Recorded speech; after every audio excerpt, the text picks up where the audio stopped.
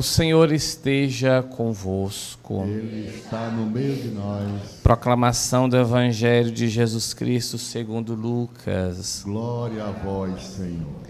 Naquele tempo disse Jesus: se algum de vós tem um empregado que trabalha a terra ou cuida dos animais, por acaso vai dizer-lhe quando ele volta do campo: vem depressa para a mesa?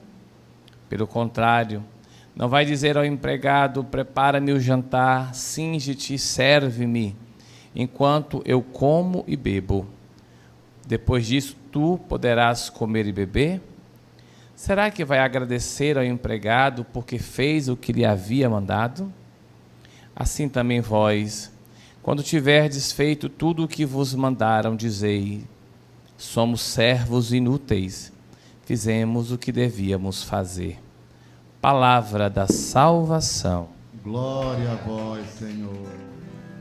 Queridos irmãos, queridas irmãs, quem nos acompanha em nossas redes sociais, o evangelista Lucas é o evangelista que tem como meta apresentar o Senhor Jesus como sendo o Deus da misericórdia, o Deus que age em nosso favor, o Deus que nos sustenta em nossa caminhada, o Deus que acalma o nosso coração, o Deus que faz derramar sobre nossas feridas o óleo da unção, um Deus que de fato não nos deixará cair da palma de sua mão.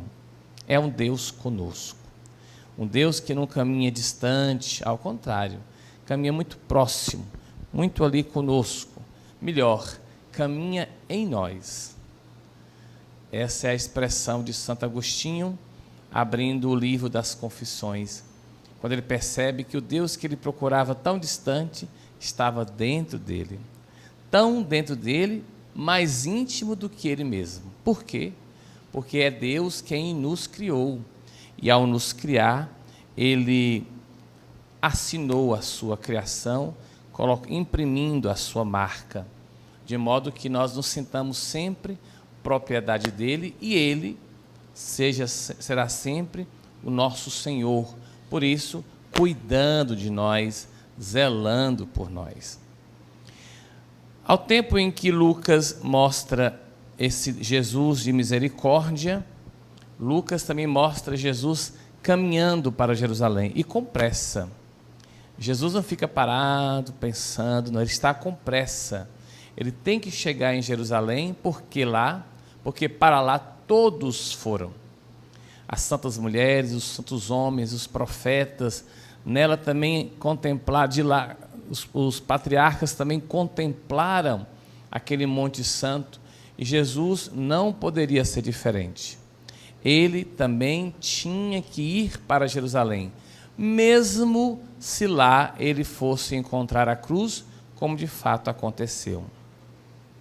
Só que sua ida para Jerusalém, mesmo encontrando a cruz, não ficou paralisada na cruz. Isso deve ser muito alentador para nós.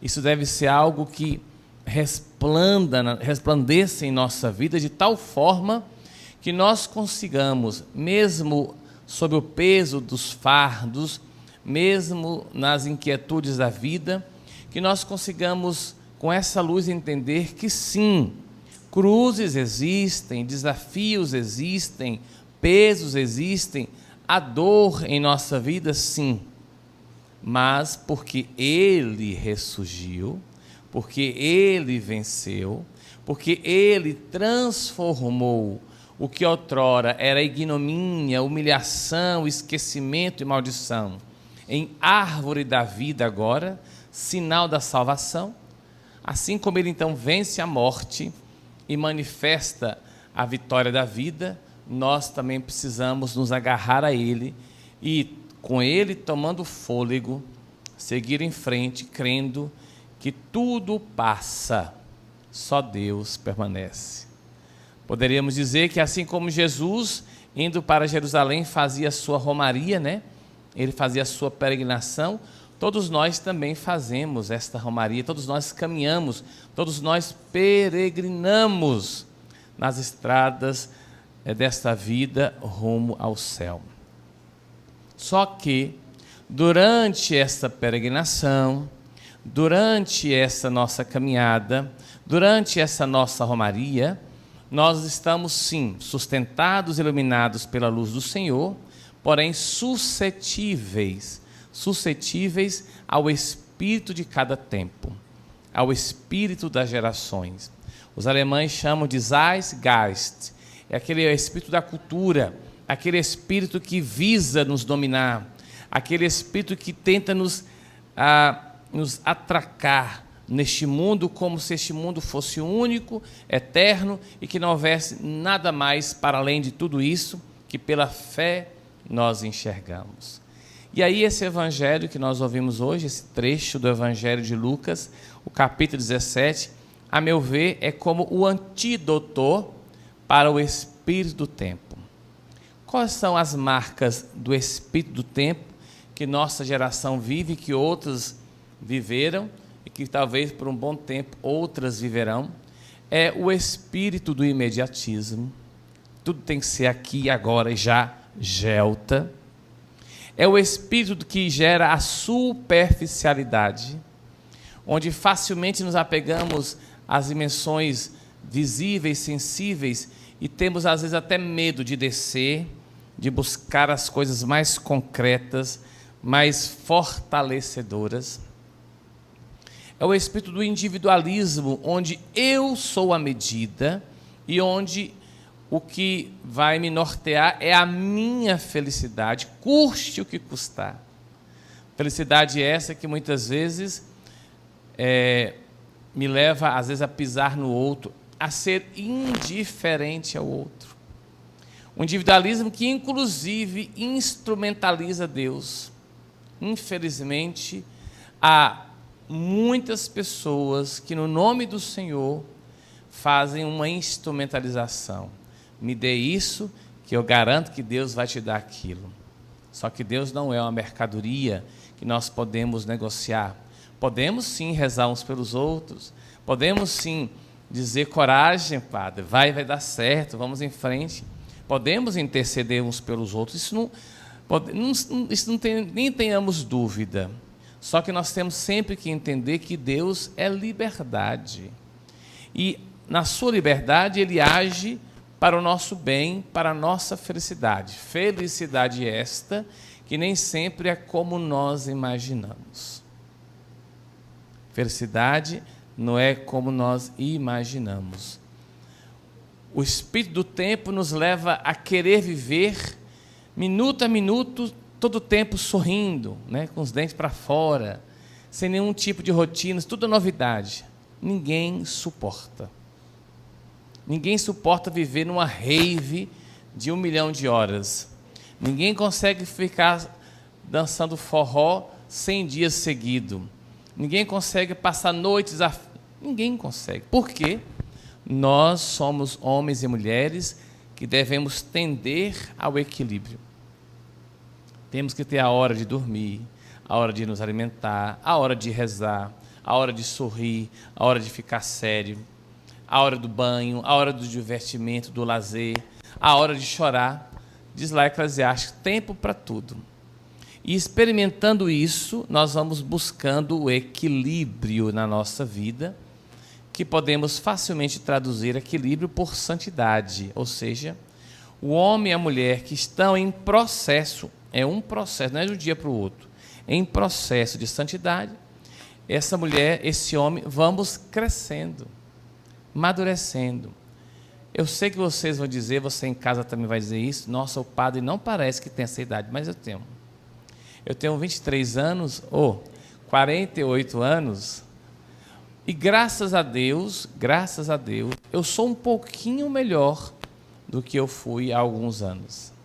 E essa deve ser a meta, que nós sejamos um pouquinho melhores, dia após dia, com a graça de Deus agindo em nós e com o nosso esforço pessoal. E o que é ser um pouco melhor? É buscar em Deus fazer com que o outro esteja presente em minha vida e também o próprio Deus.